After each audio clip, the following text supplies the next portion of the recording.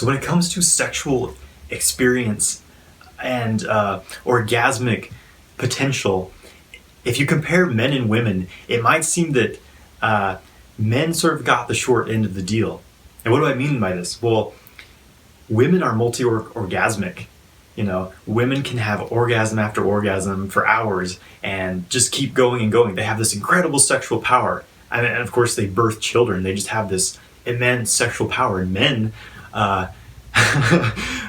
the average man lasts about 6 to 8 minutes before he ejaculates. Then he's done. Typically, he's just done for, maybe the rest of the day. And so there's this huge imbalance in men and women. And for me, I always felt this there's got to be more. There's got to be a more potential than this really limited orgasm that we have as men. And this led me to pursue different like Tantra, the Taoist sexual practices, sort of experiencing a higher orgasmic potential as a man. And eventually I learned to separate ejaculation from orgasm, because these are two separate processes, and they just happen to occur at the same time. And why is this? Well, it's like, what is the function of sex? Really, it's to procreate, it's to create life. And of course, we're not going to necessarily want to have sex all the time if there's no, what are we getting it from it, right? Other than, if you don't want to have a child, well, it's like nature kind of created this system to lure us into it. Well, if you do this, you at least get this extremely pleasurable orgasm, and then you ejaculate and you eject your seed and a life is born. So, but we can sort of have our cake and eat it too, so to speak, right? We can learn to separate the orgasm from the ejaculation, because the orgasm is actually happening right before the ejaculation. They're separated by about a second and a half. So there's a little gap there that we can, with training, take advantage of and not ejaculate at all if we choose to. And why would a man not choose to ejaculate? Well, there is some evidence that show that it may be draining for a man to be ejaculating. The semen is such a rich source of vitamins and minerals. It really is the essence of the body. The body puts all the vital organs, they put all of their resources into creating the semen. And when you're just constantly ejaculating it out, you're really putting yourself into a state of deficiency, because your body eventually can't catch up with this. It weakens the kidneys, it weakens the brain. The semen is almost exactly the same as the spinal fluid. And so the body really has to gather all of its resources and just keep constantly placing it into creating the semen. And so when you're constantly ejaculating it out, you're going into deficiency, right? You're in debt, so to speak. And this is also apparent by the way a man feels after he ejaculates versus before. So let's say you're having sex and you're approaching that orgasm, that ejaculation. How do you feel? You feel incredibly alive. You feel vibrant, energy just pulsing through your body. All of your energy channels are open. You're just flying. And then you ejaculate, maybe 5-10 seconds of intense pleasure. And then what? It's kind of like you short circuit. And men are at their hormonal low point after an ejaculation, because they've ejaculated out all these hormones, all these minerals, all these resources from their body. And it's a very low point for a man to feel after an ejaculation.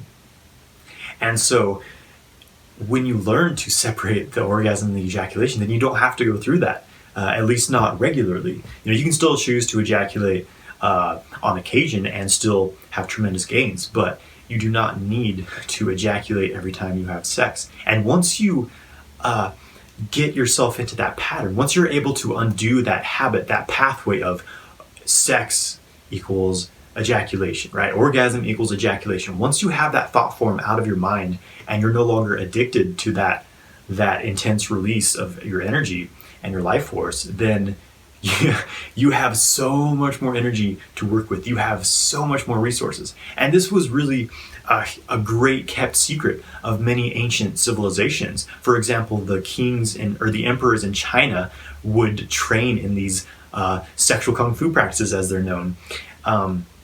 They would promote long life and health, because they had like all these concubines. So they had all these women that they were having sex with every night, and the men who were the ones who were constantly ejaculating, they found lived much shorter lives.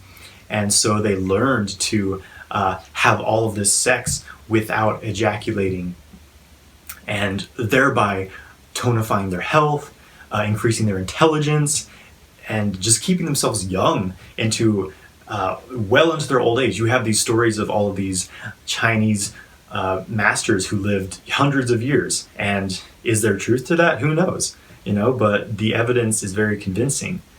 And that there's this experiment some scientists did, and you can look into this. They took these worms, I think they're called neotodes, something like that. This type of like little worm. So they did an experiment with these worms, right? They took 3 different groups. They chose these worms because they were they had sex a lot, basically, right? So the first group, they just observed in their normal life, basically. So they were having sex with each other. One group, the worms were separated so that they couldn't have sex with each other. And then the third group, the worms were essentially like if you had a vasectomy as a man. So the worms couldn't ejaculate, but they could still have sex, right?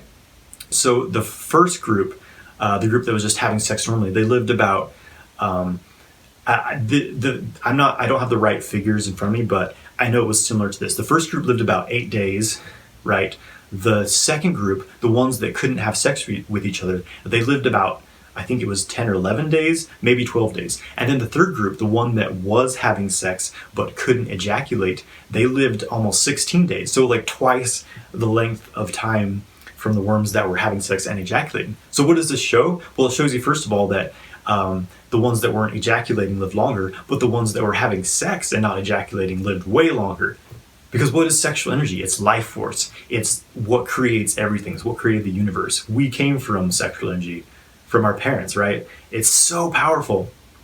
And it's not healthy to suppress it, basically. You can harmonize your relationship with this sexual energy, and you don't have to suppress it. You can work with it and welcome it into your body, move it throughout your body, breathe with it, dance with it, right? And just supercharge every aspect of your being with the sexual energy, and you will become a supercharged version of yourself. You will become just amplified in every aspect of your being, for better or worse, which is why it's important to be practicing some sort of balancing, self-balancing practice as you're cultivating sexual energy. So how do we separate the ejaculation from the orgasm? This is exactly what I teach people. And it takes some time. It takes a little bit of training. You have some habits to undo, but it's very doable.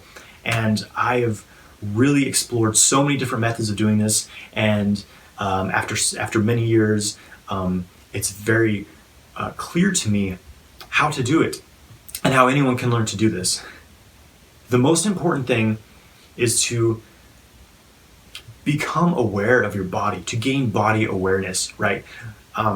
Working with the energy channels of the body, the same channels acupuncturists manipulate with their needles.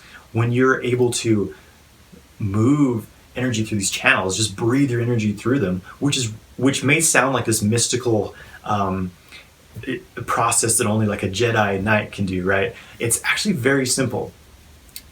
And basically, you just, you start meditating or start a Qigong practice, and you get familiar with moving your regular unaroused energy through these channels, and then you do the same thing while you're aroused during sex. And it becomes quite habitual at this point because it's easy. It's as simple as, taking a deep breath, squeezing a few muscles maybe, and just drawing that aroused sexual energy. And it feels so good. Instead of this like tense, explosive orgasm in the genitals, you diffuse that orgasm throughout the entire body. And then your energy is not dispersed outward, but it's recycled inwards and just grows and grows. And you can keep doing that, keep having orgasm after orgasm without ever ejaculating, without ever losing your energy. And you have more energy after that than you did before that. And so it's really quite simple. It may seem like this daunting process, but it's really quite simple, guys. So I hope that this has benefited you in some way. I am working on a course right now. I'm just finishing it up. I'm hoping to launch in the next month or two.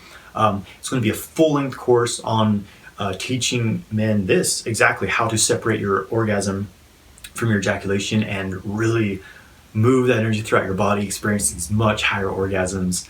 And I've structured this course to that anyone can go through it and learn advanced sexual practices by the end of it, with the benefit of greatly increasing your health, your intelligence, and just everything in your life. So I'm really excited to launch this course, guys. Keep an eye out for it. It's going to be launching soon. So my friends, thank you so much for watching. I hope this has benefited you. Please subscribe to my channel, like this video, and leave a comment below. Have you ever had a non-ejaculatory orgasm? Thank you so much, my friends. Have a great day.